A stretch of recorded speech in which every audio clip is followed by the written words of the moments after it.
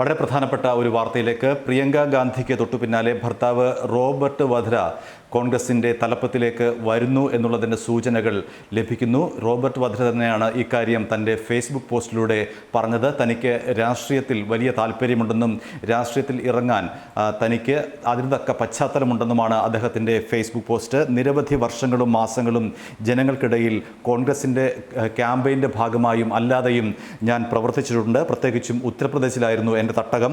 ജനങ്ങൾക്കിടയിൽ കൂടുതൽ എന്തെങ്കിലും ചെയ്യണമെന്ന് എനിക്ക് ഇപ്പോൾ തോന്നുന്നു. ജനങ്ങളുടെ സ്നേഹവായ്പ ആവോളം അനുഭവിച്ചതിൻ്റെ പശ്ചാത്തലത്തിൽ കൂടിയാണ് ഞാനിത് പറയുന്നത്. എൻ്റെ ഈ അനുഭവ പരിചയം പാഴാക്കാൻ ഉദ്ദേശിക്കുന്നില്ല. ജനങ്ങൾക്ക് വേണ്ടി കൂടുതൽ എന്തെങ്കിലും ചെയ്യാൻ ഈ അനുഭവ സമ്പത്ത് എന്നെ പ്രേരിപ്പിക്കുന്നു. അത് ജനങ്ങളെ സേവിക്കാൻ ഒരു റോൾ ഉണ്ടെന്ന് എനിക്കിപ്പോൾ ജനങ്ങളെ സേവിക്കാൻ ഒരു റോൾ ഉണ്ടെന്ന് സ്വയം തോന്നി തുടങ്ങി.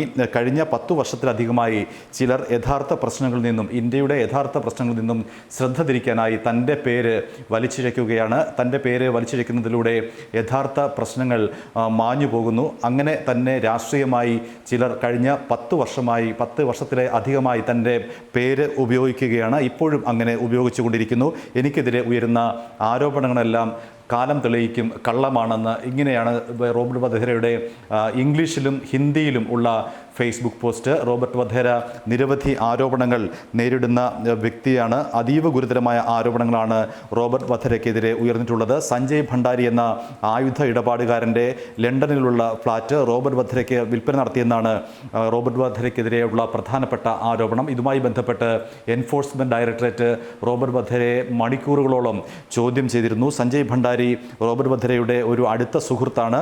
വധേരയുടെ വീട്ടിൽ നിന്ന് തന്ത്രപരമായ പ്രതിരോധ രേഖകൾ കണ്ടെടുത്തതിനെ തുടർന്ന് 2016 ഒഫീഷ്യൽ സീക്രട്ട് ആക്ട് വകുപ്പ് ചുമത്തി ഇയാൾക്കെതിരെ കേസെടുത്തിട്ടുണ്ട്.